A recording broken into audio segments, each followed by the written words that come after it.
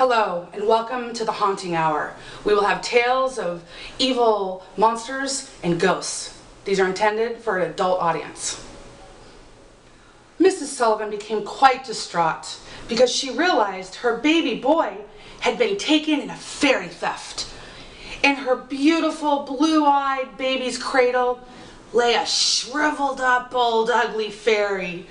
Oh, all of her neighbors, they felt so badly for her because it was obvious the baby had been taken to live with the good people and an evil fairy had been left in the baby's place.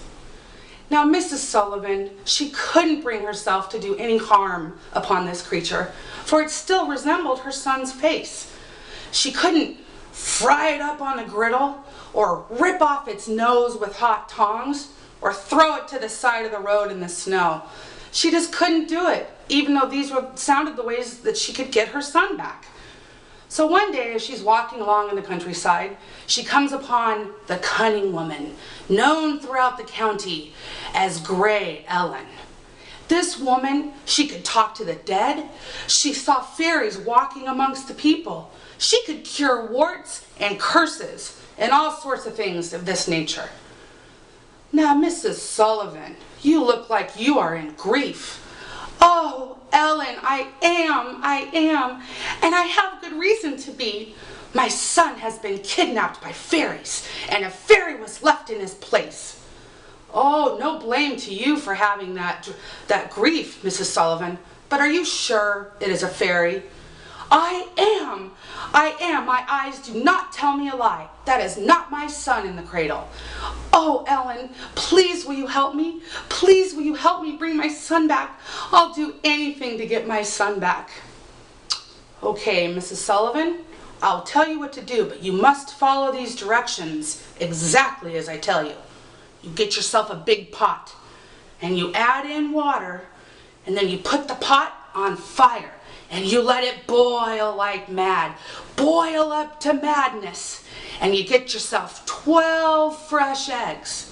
And you crack them, you throw away the inside, and you keep the shells. Now when you do this, you'll know if that's a fairy in that cradle or your son. Now if it's a fairy, you get yourself a red hot poker and you cram it in the fairy's throat. And I guarantee you have no trouble anymore with that fairy. So off Mrs. Sullivan went to her house, and she did exactly as Grey Ellen told her. She got herself her biggest pot, she added the water, and she put it on the fire, and then she got her eggs ready. Now while she's getting her eggs ready, the little screaming, grotesque, shriveled up fairy started paying attention. He was looking on in wonder. And he finally, just as she's cracking the eggs, he finally says to his mother in the voice of an old man, "What are you doing, Mammy?" Mrs. Sullivan was horrified. Her heart went up into her throat. She felt like she could choke. And she subtly put the poker into the fire without the fairy seeing her. "Oh, my son, I'm brewing." "What are you brewing, Mammy?" Well, Mrs. Sullivan saw the poker wasn't hot enough yet, so she knew she had to keep this thing talking. "My son, you want to know what I am brewing?" "Yes, Mammy, what is it?"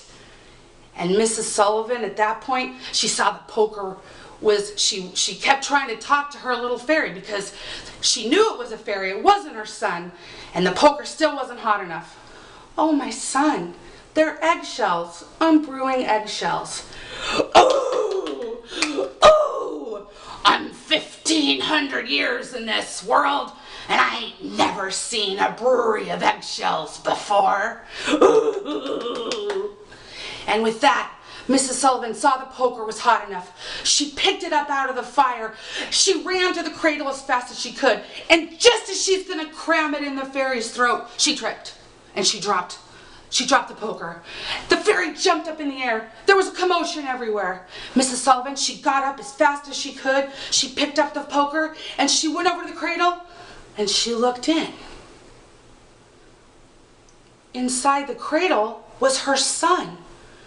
Her little, beautiful, blue-eyed, blonde-haired baby son was resting peacefully as if he'd never been disturbed. His pink, rosy lips, oh, they were breathing gentle sighs. And the fairy was nowhere to be seen.